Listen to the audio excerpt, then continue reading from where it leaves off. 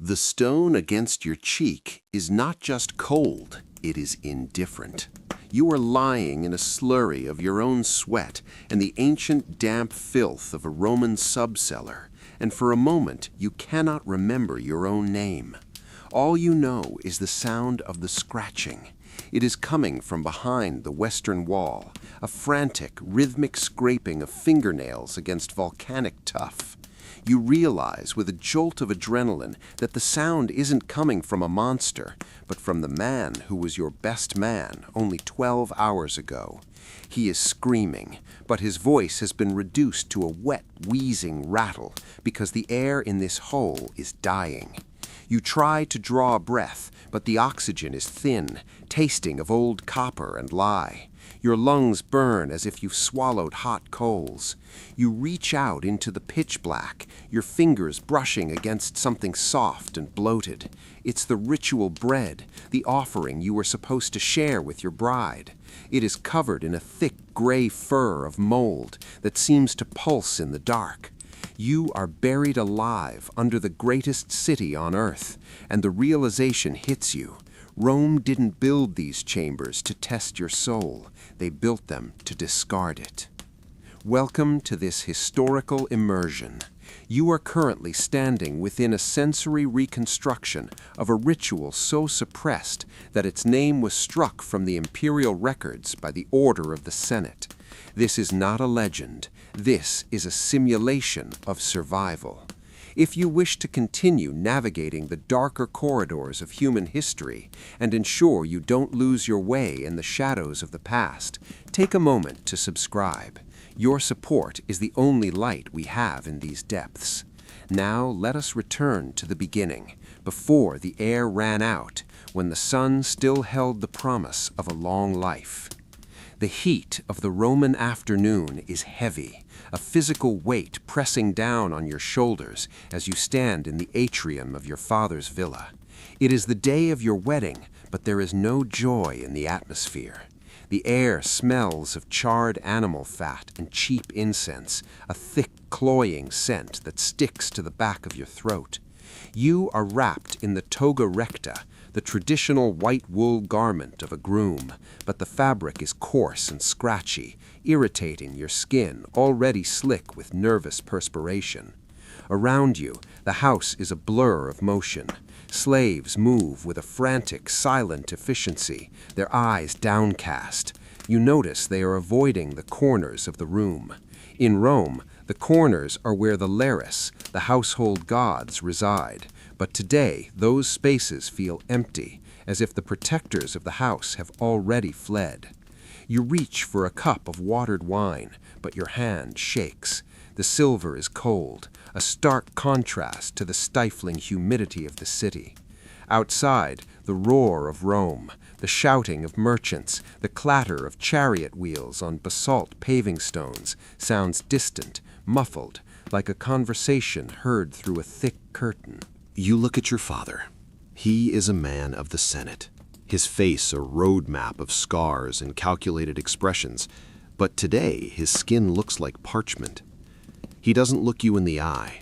Instead, he focuses on the sacrificial bull being led through the outer gates. The animal is restless. It bellows, a low, guttural sound that vibrates in your chest.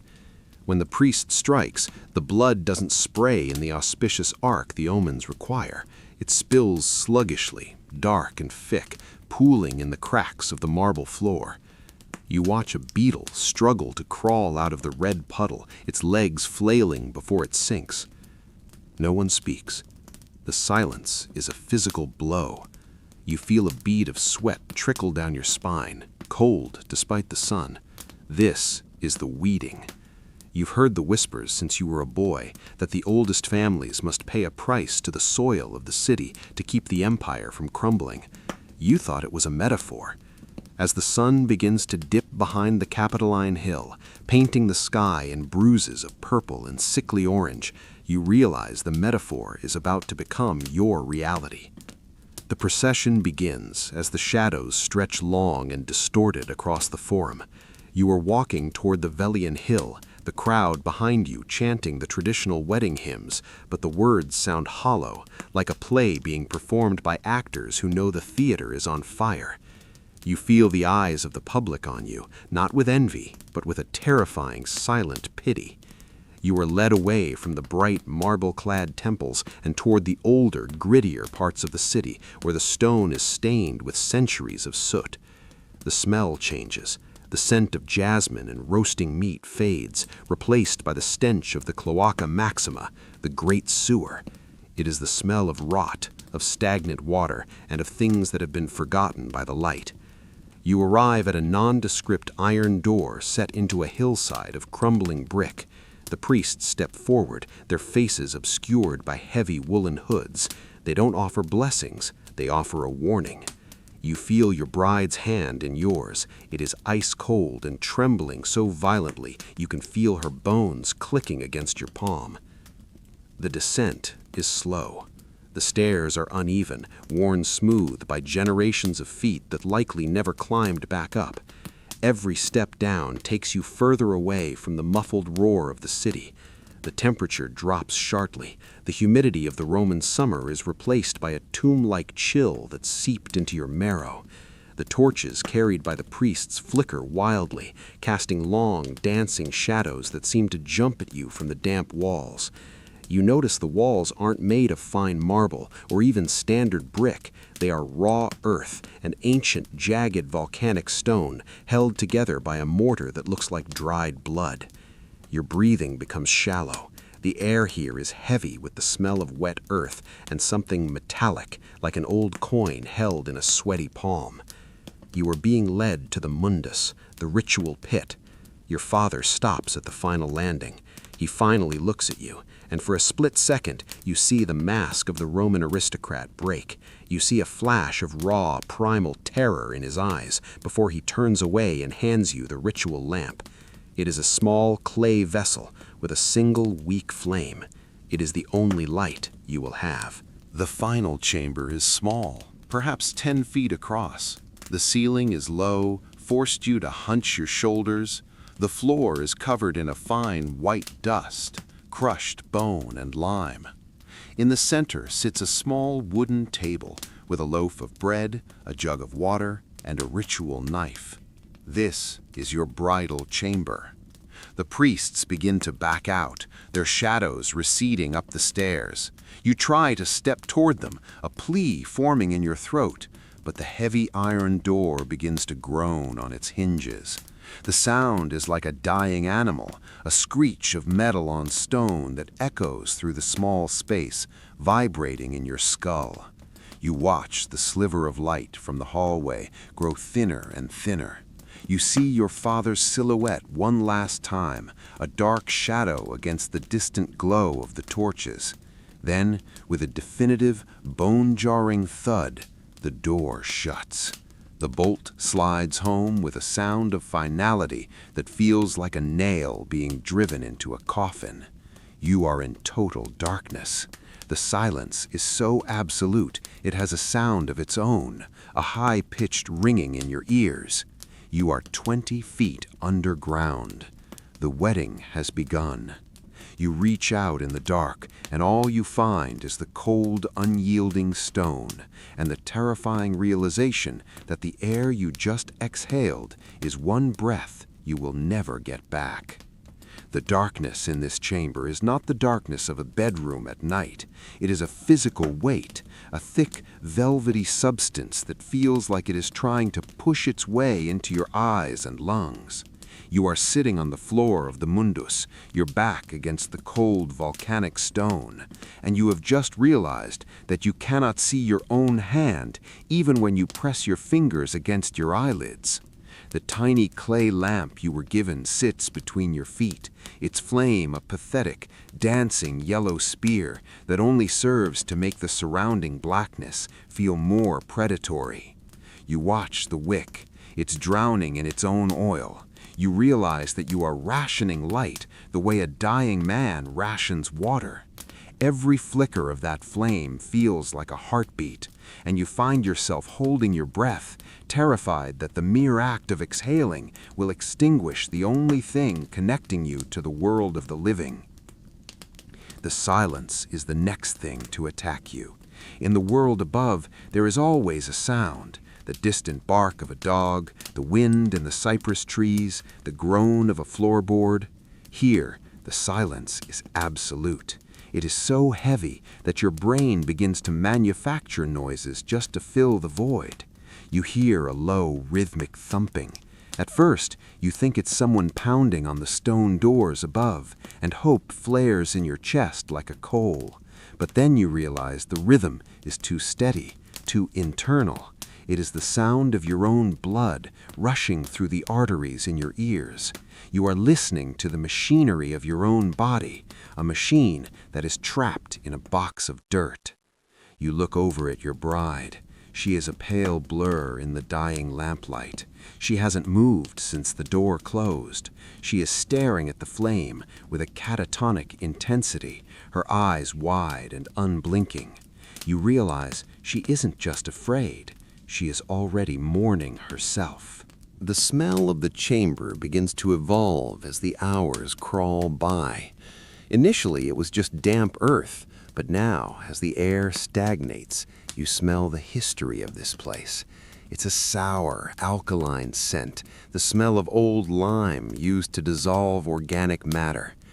You run your hand across the floor and feel the crunch of that white dust you saw earlier. You try to tell yourself it's just chalk, but your fingers find a shape that is unmistakably a human molar, then a fragment of a rib.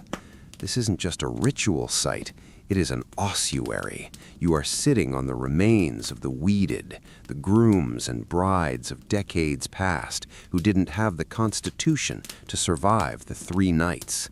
You pull your hand back as if the floor has bitten you. Your skin is crawling, a sensation of 1,000 invisible insects marching up your arms. You swat at your shoulders, but there is nothing there. It is just your nerves misfiring in the sensory void. Thirst begins its first slow, agonizing march. Your throat feels like it has been lined with sandpaper. You look at the small ceramic jug of water on the table, but you find you are terrified to touch it. If you drink now, what will you have in the second night? What will you have in the third? You try to swallow, but your tongue sticks to the roof of your mouth. The air is getting warmer. The heat from your own bodies, trapped in this unventilated stone pocket, is raising the temperature. The sweat is no longer just a trickle. It is a constant, stinging film over your body. The wool of your wedding toga is now a soggy, heavy burden. It smells of wet sheep and ancient dust. You want to strip it off, to scream, to run until you hit a wall, but you are paralyzed by the knowledge that every movement uses oxygen. Every panicked thought burns the very air that is keeping you alive. Then the lamp flickers, not a gentle dance, but a violent, dying gasp. You lean forward, shielding it with your cupped hands, as if you are protecting a soul. The wick is a glowing red nub. You see the shadow of your own hand cast against the wall, elongated and monstrous, looking like the talons of the weeder from the old stories. And then, with a tiny, audible hiss, the light goes out. The transition is violent. The blackness slams into your face like a physical blow. You gasp, reaching out for your bride, but in the dark, you lose your sense of direction. You crawl forward, your knees scraping against the bone dust and stone, searching for the warmth of another human being. You find her arm, but she flinches away with a jagged, high-pitched shriek that shatters the silence. She doesn't recognize your touch. In the dark, you are just another ghost. You lay your head against the floor, trying to find a pocket of cooler air near the ground. You close your eyes, but it makes no difference. The darkness behind your eyelids is the same as the darkness in the room. You begin to lose the boundary of your own body. Without sight, without sound, you feel like you are dissolving, melting into the stone of Rome itself. You find yourself wondering if the sun is still up there. You try to calculate the time. Has it been 4 hours? 10? A whole day? The uncertainty is a form of torture. You realize that the Senate didn't just want to test your endurance, they wanted to break your perception of reality. If you survive this, you will never trust the light again. You will always know that just a few feet of stone is all that separates the glory of the empire from this cold, starving void. You hear a soft, wet sound from the corner, the sound of your bride finally beginning to break, a low, rhythmic sobbing that sounds like the beginning of the end. The darkness has ceased to be an absence of light and has become a physical entity, a heavy, suffocating blanket that feels like it is being pressed into your mouth every time you try to inhale. You are now deep into the second day, though the word day has lost all meaning. There is only the rhythm of your own failing strength. Your joints have begun to ache with a dull, throbbing intensity from the cold dampness of the stone floor, a deep-seated chill that no amount of shivering can dislodge. Every time you move, the sound of your toga dragging across the grit sounds like a roar in the absolute silence. Your bride has stopped sobbing. Now she only breathes, a shallow, rapid, hitching sound that tells you she is hovering on the edge of a seizure or a total mental collapse. You reach out to find her in the void, but your coordination is fracturing. You misjudge the distance, and your hand strikes the stone wall. The pain is sharp, but it feels distant, as if it is happening to someone else's body. You realize with a jolt of terror that your skin is becoming numb. The gray fever the elders warned about, the slowing of the blood in the presence of the dead, is beginning to take hold.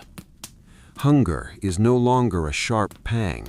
It has turned into a hollow, gnawing beast inside your abdomen. It feels as though your stomach is trying to digest itself, twisting and cramping until you are doubled over in the dirt. You crawl toward the small wooden table, your fingers sweeping across the floor like blind white spiders until they snag on the rough grain of the wood. You find the loaf of ritual bread. Your mind screams at you to tear into it, to bolt it down in seconds, but you remember the smell from before, the cloying, sweet scent of decay. You bring the bread to your nose. It smells of wet wool and stagnant cellar air. You take a bite, and the texture is like chewing on a sponge soaked in vinegar. It is bitter, likely laced with herbs designed to slow your heart rate and thin your blood, part of the weeding process to see if your body can resist the toxins of the earth. You force yourself to swallow, but your throat is so constricted by thirst that the dry mass sticks halfway down. You begin to gag, a violent, racking spasm that echoes off the walls, and for a terrifying minute you cannot draw air. You are suffocating on the very thing meant to sustain you. It is in this state of oxygen deprivation and sensory void that the first true hallucinations begin to bleed through the veil. At first, it is just light, phantom sparks of blue and violet dancing at the edges of your vision, the prisoner's cinema, created by a brain desperate for input. But then the sparks coalesce. You see a flicker of movement near the ceiling. You would swear on your ancestors' souls that you see a line of ants glowing with a faint, sickly bioluminescence, marching in a perfect spiral toward the center of the room. You watch them, mesmerized, until you realize the ants are carrying tiny fragments of white stone, teeth. They are rebuilding the floor. You blink, and the vision vanishes, leaving you in a blackness so profound it feels like a physical weight on your eyeballs. You begin to hear music, the high, thin wail of a tibia flute, the kind played at Roman funerals. It isn't coming from the city above, it is coming from the floor beneath you. It is a slow, mournful dirge that vibrates through your bones, and you find your heart beating in time with the music, slowing down, down, down, until you fear it might simply stop. The thirst is now a screaming demand. Your lips have cracked and bled, and you can taste the salt of your own copper-flavored blood. You find the water jug, but as you lift it, your hand trembles so violently that the ceramic clatters against your teeth. You take a sip. The water is warm, slick, and tastes of the lead pipes of the city, but it is the greatest luxury you have ever known. You try to share it with your bride, calling her name, but your voice is a dry rasp that you don't even recognize. She doesn't answer. You crawl toward where you think she is, but your hand meets only empty space. Panic, cold, and sharp flares in your chest. The chamber is only 10 feet wide. Where could she have gone? You sweep your arms in wide, frantic arcs, hitting the table, the wall, the floor. You are alone. You scream her name, and the sound bounces back at you, mocking and distorted. Then you feel a cold, damp hand brush against the back of your neck. It isn't the hand of a living woman. The fingers are long, skeletal, and smell of the deep earth. You spin around, swinging your fists into the darkness, but there is nothing there but the stagnant air and the sound of your own panicked sobbing. You realize then that the ritual has moved into your mind. The walls of the Mundus have dissolved, and you are no longer in a room. You are in the throat of the underworld, and something is beginning to swallow.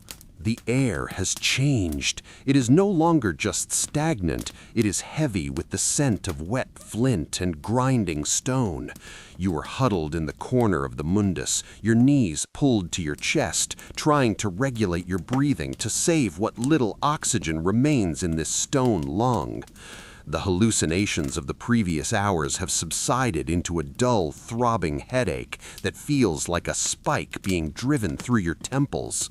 Then you hear it, not a whisper or a phantom flute, but a sound of undeniable physical reality. A low, subterranean groan. It is the sound of the earth shifting, the immense weight of the Roman Forum above you pressing down on a foundation that was never meant to hold the weight of centuries. You feel a vibration in the floor, a subtle shudder that travels up through your spine and makes your teeth chatter.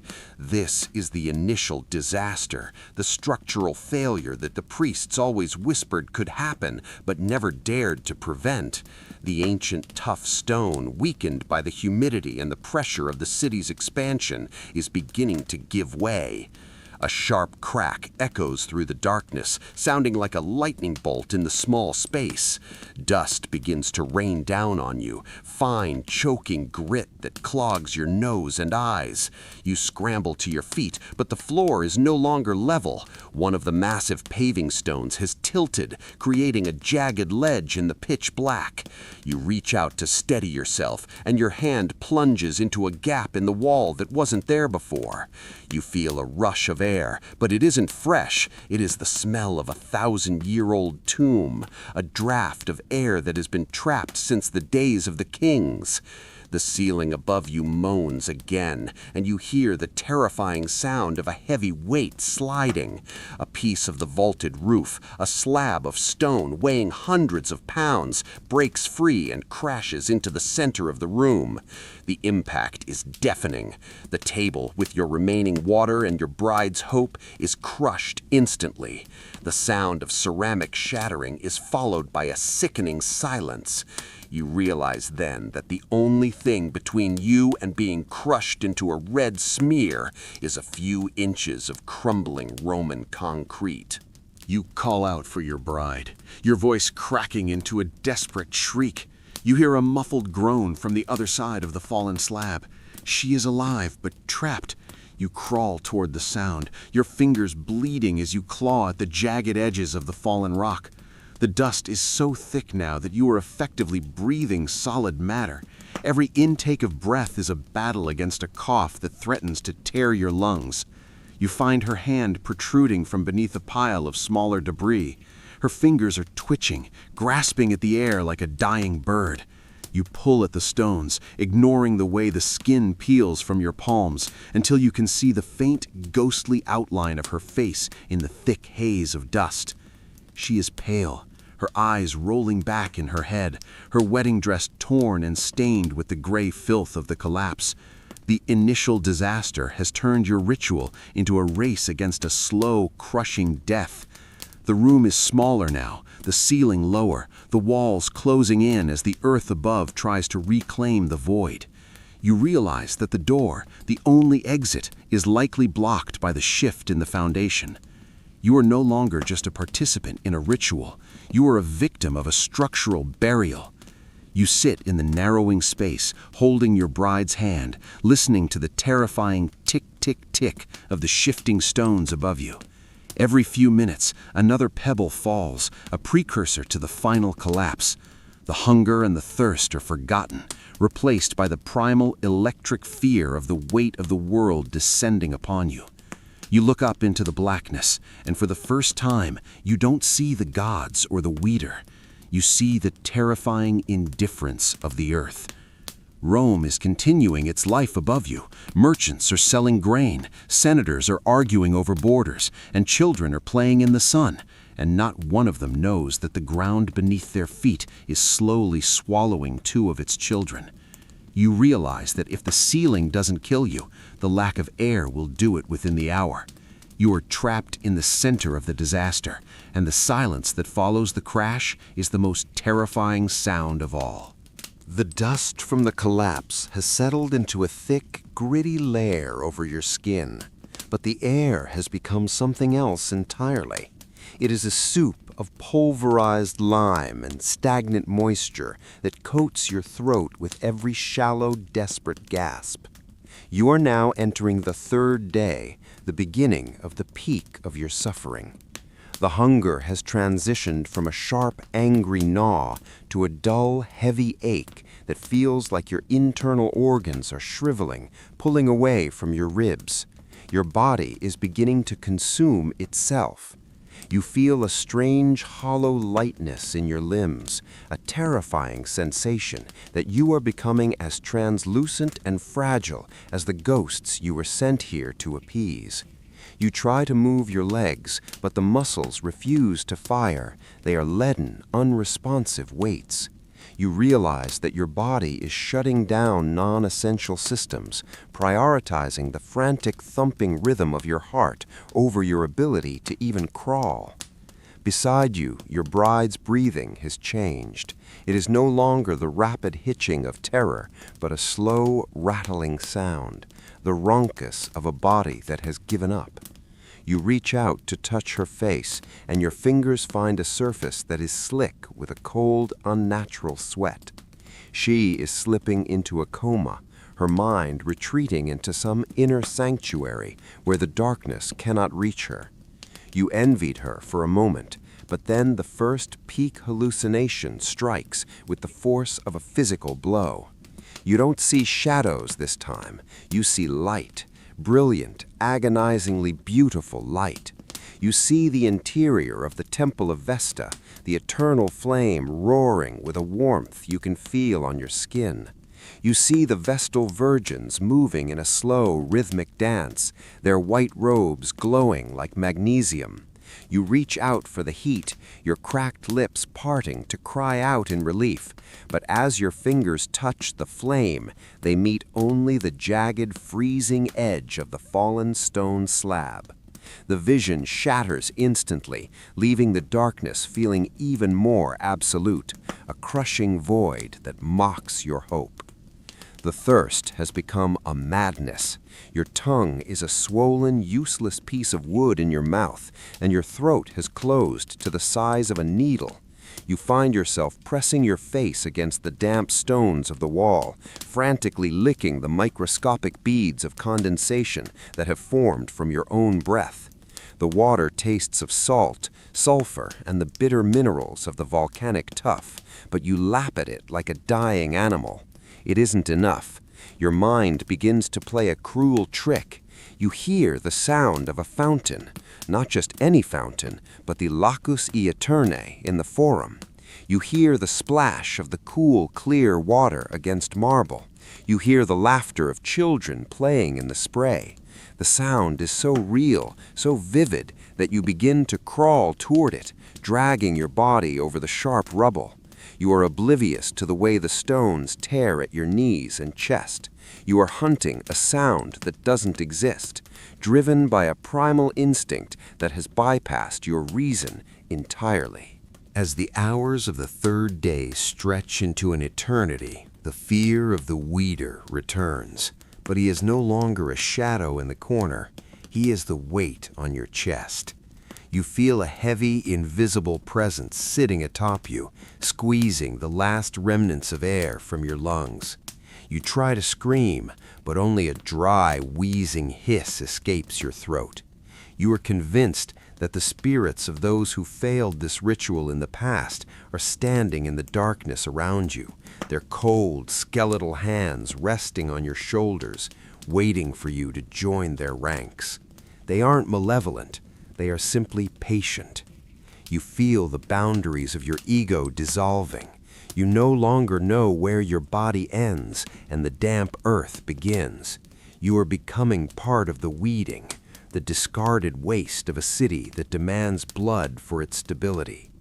You lay your head back against the dirt, the rattle in your own chest now echoing the rattle in your bride's, waiting for the dark to finally finish its meal.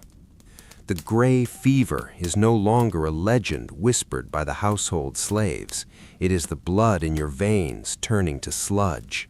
You are now deep into the peak of the suffering, and your body's core temperature has plummeted to match the ancient stone beneath you. You feel a strange, terrifying transition. The cold is no longer something you fight. Instead, you have become part of it. Your heartbeat has slowed to a heavy, infrequent thud, a dull echo in the cavern of your ribs. You look down at your hands in the absolute blackness, and though you cannot see them, you feel them. They are stiff, the skin pulled tight over the knuckles like wet parchment drying in the sun.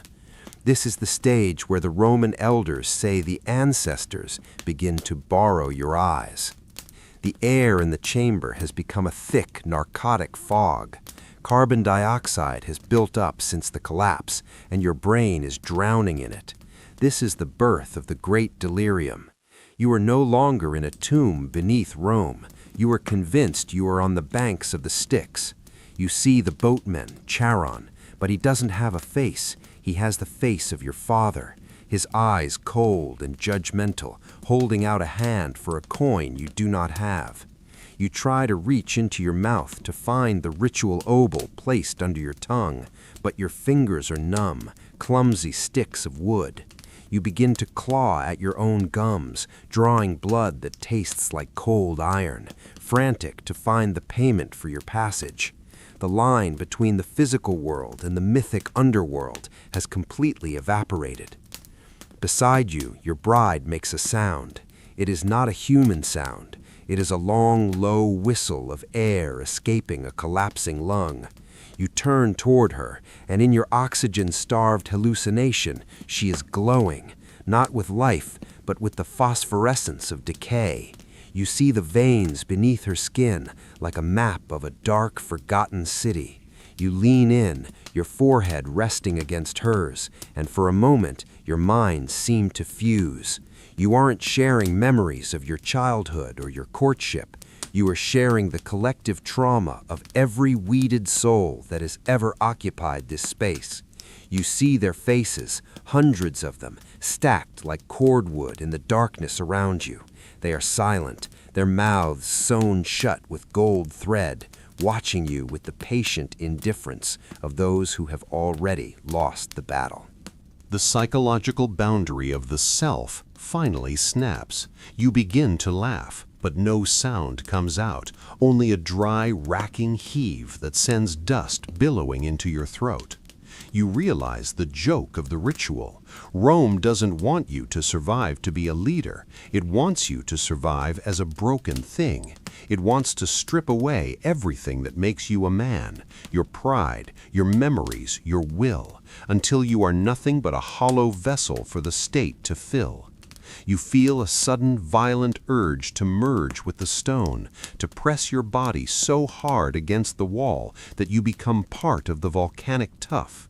You start to pick at the mortar with your broken fingernails, humming a tuneless, low vibration that matches the frequency of the earth.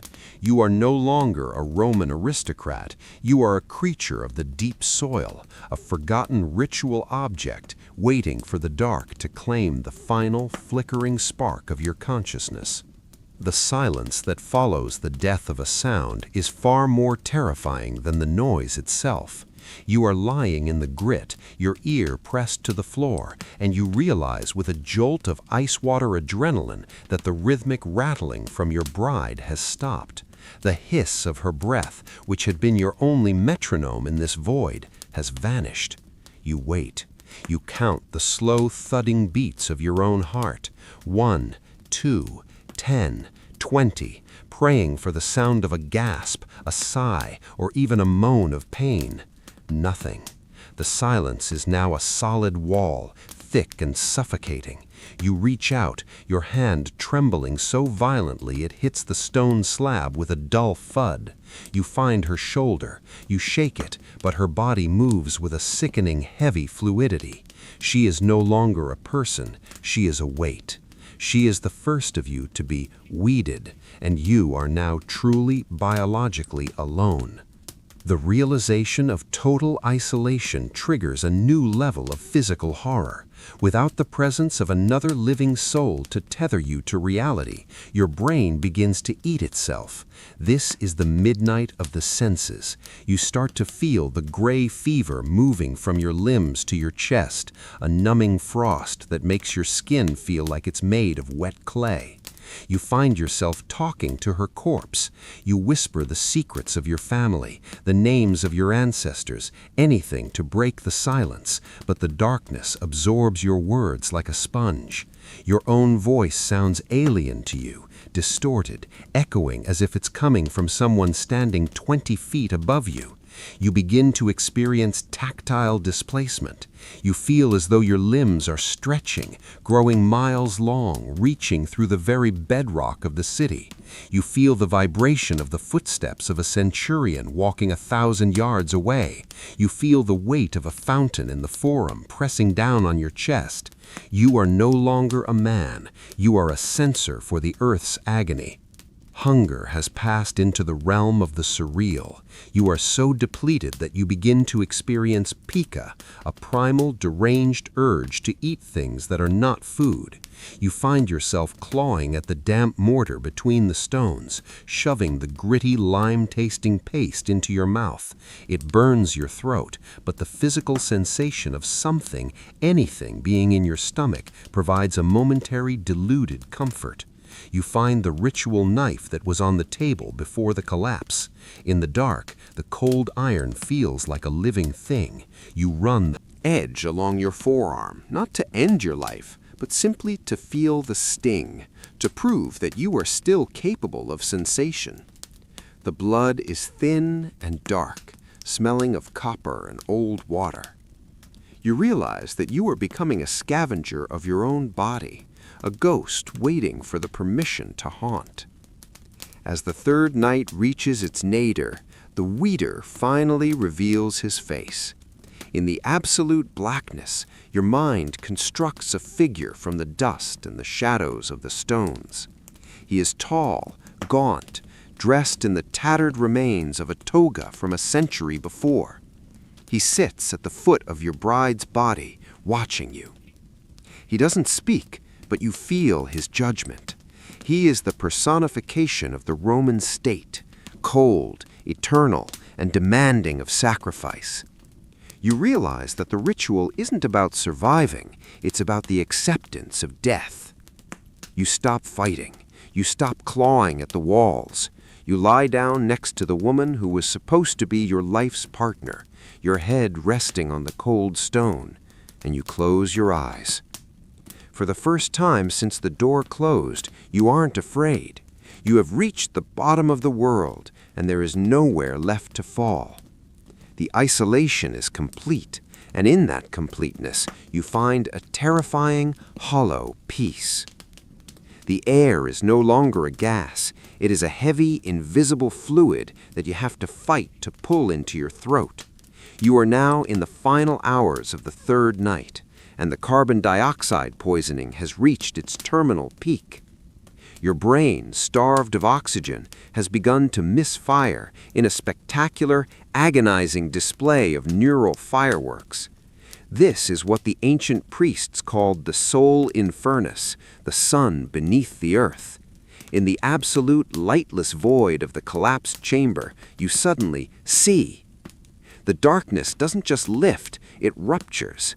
A blinding golden light erupts from the cracks in the stone floor, a radiance so intense it feels like it is searing the retinas of your closed eyes. You believe with the absolute conviction of a madman that the sun has descended into the pit with you.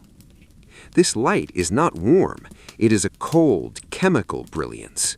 You look at your hands, and in this hallucination, the flesh has melted away. You see the bones of your fingers as glowing bars of phosphorus. You look at your bride, and she is no longer a corpse in a ruined dress. She is a statue of white marble, her eyes two burning coals of amber. You try to crawl toward this phantom sun, dragging your broken, shivering frame over the jagged rubble of the collapse. You are convinced that if you can just touch the center of the light, you will be purified. You will no longer be a man of flesh and blood, subject to the whims of the Senate, but a god of the Undercity. You feel a surge of manic energy, a second wind that is actually your body's final, desperate expenditure of stored glucose. You are a dying candle, flaring bright one last time before the wick drowns. The sensory distortions become physical. You feel the weight of the city above you shifting, but it no longer feels like stone. It feels like the heartbeat of a great slumbering beast. You can hear the voice of Rome, not the shouting of people, but the tectonic grind of the earth. The slow, rhythmic pulse of the tides in the Tiber, and the hum of the volcanic veins deep beneath the hills. You believe you can see through the stone, through the miles of dirt and foundation, to the stars above. You see the constellation of the Great Bear spinning in a dizzying violet sky. You reach up, clawing at the ceiling of the tomb, convinced you are touching the velvet of the heavens. Your fingernails snap against the raw tuff, the skin of your fingertips peeling away like wet paper. But you feel no pain. You only feel the light. Then the sun begins to pulse. With every throb, the chamber feels like it is shrinking, then expanding into an infinite void. The golden light turns a sickly, bruised purple. You realize, in a brief, terrifying moment of lucidity, that this is the end. This is the gray fever claiming your mind. The light is the sound of your neurons dying. You fall back into the dust, your lungs burning with a fire that no air can quench. The silhouette of the weeder returns, standing in the center of your golden hallucination, his hand outstretched. He is no longer a monster. He is a mirror. He has your face. He is the version of you that will never leave this room. As the phantom sun begins to dim, turning into a single tiny point of light, you realize that the most horrifying part of the ritual isn't the death, it's the fact that you have forgotten what the real sun looks like. The light winks out. The silence returns, heavier than before. You are a ghost, waiting for a body. The silence of the tomb is shattered by a sound so violent it feels like a physical assault on your eardrums. It is the scream of iron against stone, the high-pitched metallic shriek of the outer bolt being forced back after 72 hours of oxidation and pressure. To your oxygen-starved brain, the sound is not rescue, it is a thunderbolt from an angry god.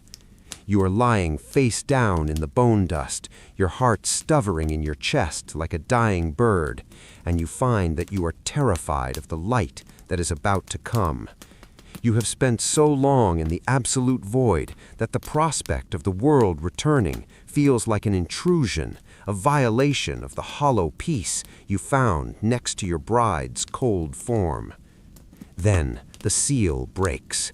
A thin, vertical line of gray light cuts through the darkness, slicing the chamber in half.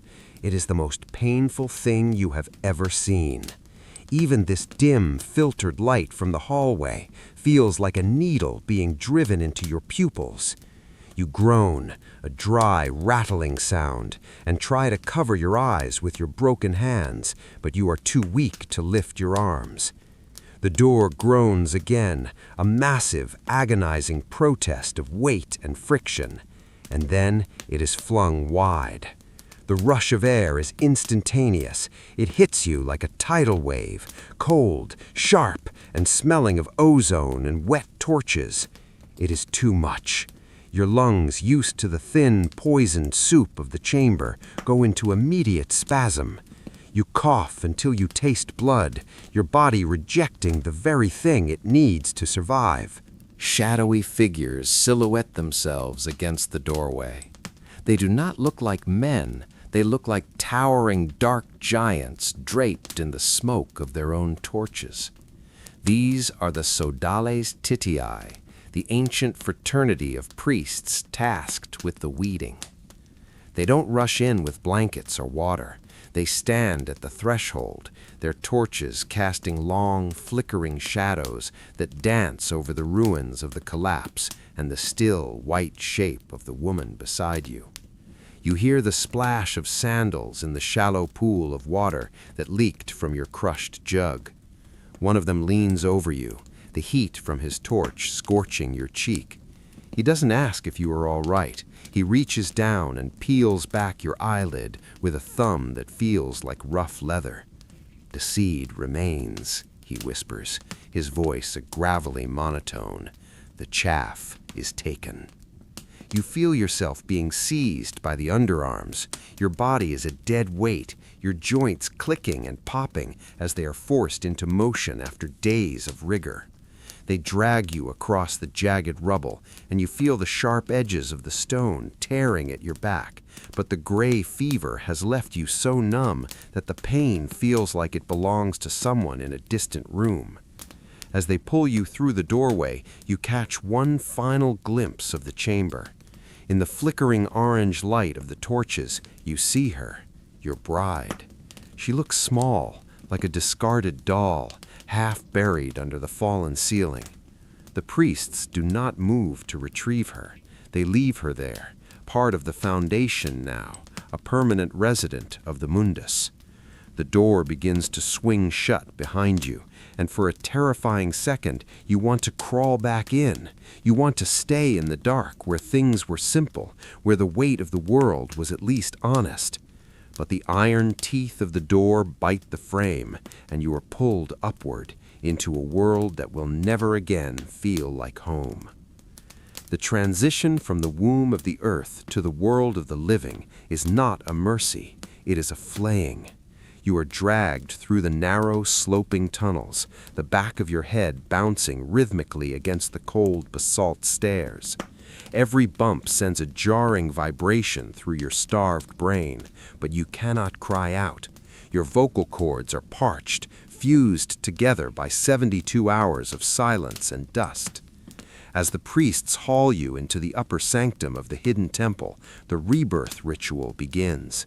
They do not take you to a bed. They drop you onto a cold marble slab in a room lit by 100 flickering beeswax candles. The smell is overwhelming, myrrh, frankincense, and the sharp, acidic sting of vinegar. The cleansing is brutal. To the Romans, you are not a survivor to be pitied. You are a polluted object that has touched the world of the dead and must be scrubbed clean before you can walk among the living. 2 hooded acolytes begin to strip the ruined, vomit-streaked remains of your wedding toga from your body. The The fabric has dried into your wounds, and as they rip it away, the skin comes with it. You feel the raw air hit your nerves, a screaming agony that jolts your heart back into a frantic, uneven rhythm. Then comes the water. It is not warm. It is ice melt from the mountains, laced with caustic lye and soft. When they pour it over you, your body goes into a violent tetanic shock. You try to lurch off the slab, but their hands are like iron clamps on your shoulders. They are not washing you. They are exorcising the darkness from your pores. Your vision is a blurred smear of orange and white. You see a priest standing over you, holding a silver bowl filled with a thick, dark liquid. He presses it to your cracked lips. You expect wine or honeyed water, but the taste is bitter, metallic, and hot. It is the blood of a freshly slaughtered white bull, still steaming. "Drink the life you stole from the earth," he commands. The iron-heavy fluid coats your tongue and throat, forcing your digestive system to jump-start with a sickening cramp. You vomit a mixture of the blood and the gray dust of the tomb, and they watch with clinical indifference. This is the purging of the shadow. They believe that until you expel the very air of the Mundus from your lungs, you are a walking curse, a bridge for the dead to enter the city. The final stage of the rebirth is the masking. They rub your body with a thick aromatic oil that burns like fire, intended to seal your skin against the spirits. They dress you in a new toga, so white it hurts to look at, and place a crown of laurel on your head. You look in a polished bronze mirror held up by a silent slave, and you do not recognize the man staring back. Your eyes are sunken, bloodshot, and hollow. They look like two holes burnt into a sheet of parchment. You have the face of a man who has seen the end of the world and was forced to return. The priest leans in close, his breath smelling of stale wine. "You are reborn," he whispers, "but remember, the earth knows your name now. It will be waiting for the rest of you." You are led to the temple doors, where the roar of Rome awaits, a sound that now feels like a physical threat. The gaslighting is a physical weight, heavier than the stone slab that nearly crushed you. You try to speak, to protest that you can still feel the grit of her bones under your fingernails, but the words die in your throat. One of the senators leans forward, his eyes locking onto yours with a terrifying, predatory intensity. He tells you that your survival is your promotion. Because you endured the pit, you are now part of the inner circle, the men who know that Rome is built on a foundation of discarded souls. He hands you a signet ring, the gold still warm from the forge. It is a bribe for your soul. You realize then that the ritual wasn't meant to test your courage, it was meant to destroy your empathy. They have turned you into a conspirator. You are now an architect of the very silence that buried your life. As you leave the Curia, you see your father waiting by a fountain. He looks at your new ring, then at your hollow eyes, and he nods, a short, sharp movement of approval. He doesn't ask about her. He doesn't ask about the dark. He asks about your upcoming appointment to the questorship. You stand there, the smell of the fountain's fresh water mocking the memory of the stagnant slime you licked off the walls, and you realize you have reached the most horrific stage of the ritual. You are alive, you are powerful, and you are utterly, irredeemably empty. The city of Rome stretches out before you, beautiful and eternal, and for the first time you see it for what it truly is, a glittering crust of marble over a bottomless, hungry mouth. 10 years have passed, yet you have not had a single night of true sleep. You are now a man of significant standing in the Republic, a senator with a villa that overlooks the Tiber, but your life is a carefully constructed performance. The eternal echo is not a sound, it is a state of being. You find yourself standing in the middle of a sun-drenched garden, surrounded by the laughter of guests and the scent of blooming jasmine, and suddenly the world glitches. The sky doesn't turn dark, it turns stone. For a split second, the air in your lungs feels thin and dusty, and you find yourself reaching out to touch the air, half expecting to feel the cold, damp tuff of the Mundus against your palms. The guests think you are deep in thought. They do not know you are checking to see if you are still buried. The trauma manifests in the most mundane moments. You cannot tolerate the sound of a door closing too loudly. You cannot sit in a room without a window. You have spent a fortune on oil lamps, keeping your entire villa ablaze with light from dusk until dawn, a behavior your peers find eccentric but pious. They don't know that for you, darkness is no longer a time of day, it is a predator.